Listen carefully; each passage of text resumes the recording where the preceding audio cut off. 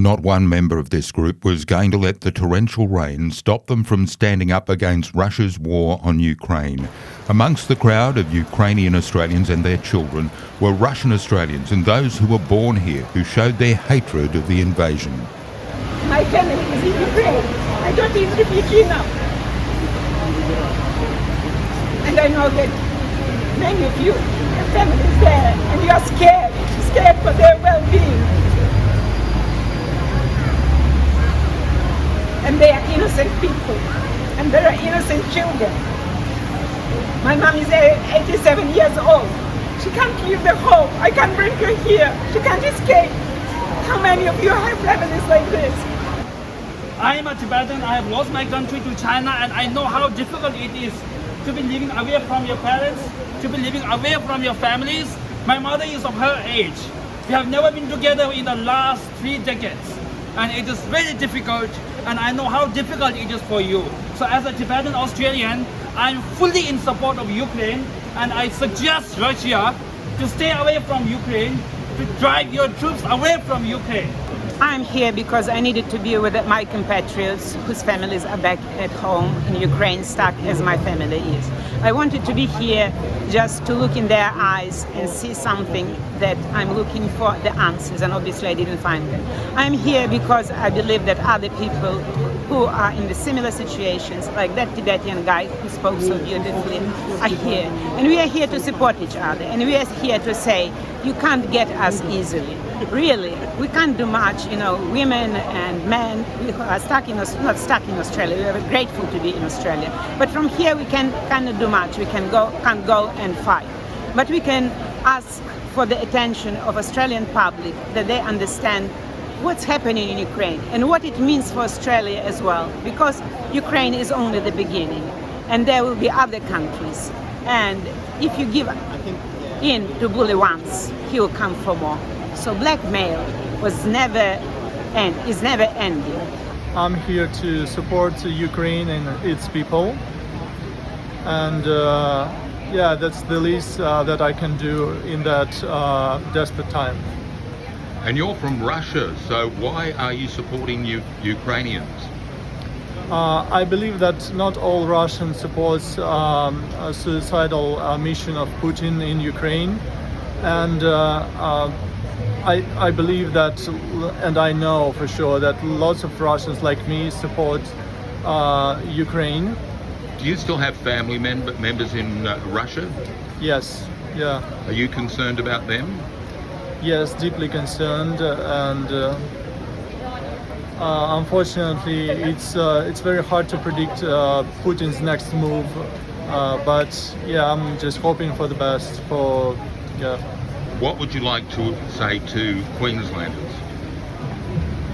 I would like to say please support Ukraine, and please share all possible social media your support, and that's the best way to help people of Ukraine now.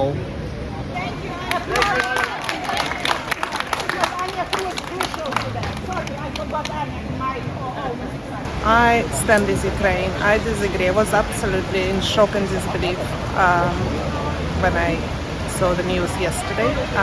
I think Russia is making a huge mistake. So I don't support the war in general. I don't support violence, and I think there should be always a way to solve a problem without bloodshed. Do you think there was any justification at all for Putin doing what he's done? No, absolutely not. Do you think that Australia has done the right thing by imposing the sanctions that it's done? I do think it is important for the West to react.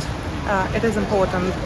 I'm not sure that the sanction, and I share that opinion with others, that the sanctions would be enough to stop Putin. I don't think at this stage anything would stop Putin, unfortunately. Do you fear that we're heading closer to possibly World War III?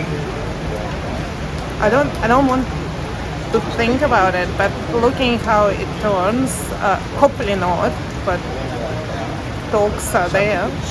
Well, I think it's our civic duty as Australians to show support for countries that we have alliances to, and everything that Putin is doing in the Ukraine and across the world is just tyrannical.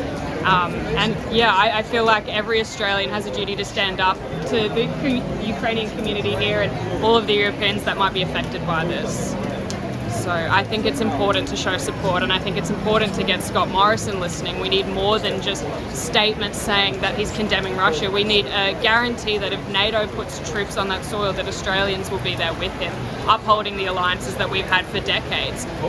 The rest of the world is watching. How Australia reacts is going to set the stage for future negotiations going forward. China's looking at invading Taiwan and has for decades. We know what that situation is, and if Australia is complacent, then China might start to make moves on Taiwan, and then that becomes a real national security issue. So I think every Australian should be deeply, deeply concerned about what's going on over there. Are your friends concerned as you are? I think so. Some of them I feel don't understand the situation fully, and maybe that's because Australia hasn't got as much education around the international community, but I think the people with half a brain would know what's going on is wrong, and that we need to stand up for it. Do you think the sanctions are going to be enough to stop Putin? I hope so. I mean, there's not much else that the United Nations can do except impose sanctions and maybe send in peacekeeping in NATO, but once we start putting troops on the ground, that's when we start looking at things like nuclear warfare, and there won't be a World War III. It would be the end of the world. People talking about this war that's going to happen across the world, it just won't happen. And all it takes is somebody to be a little bit trigger happy. So I urge President Putin and I urge all of the Russians that support him to come to the peacekeeping table, because your country will suffer. Your citizens will die. We know what happened to the USSR. We know what happened to countries that had communism and were poverty-stricken. This will directly impact your people, and for what? For his name in the history book, so that he can be looked down as a tyrant. It won't be favourable. It won't be favourable. This Sunday at midday, there'll be another protest in King George Square, and it's not likely to be the last one.